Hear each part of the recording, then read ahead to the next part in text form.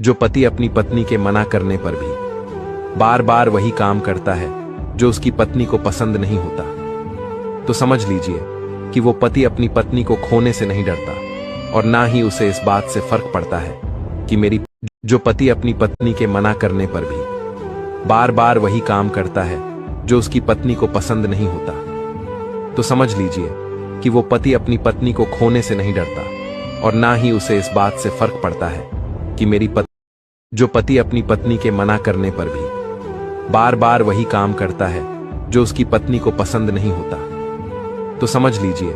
कि वो पति अपनी पत्नी को खोने से नहीं डरता और ना ही उसे इस बात से फर्क पड़ता है कि मेरी जो पति अपनी पत्नी के मना करने पर भी बार बार वही काम करता है जो उसकी पत्नी को पसंद नहीं होता, तो समझ लीजिए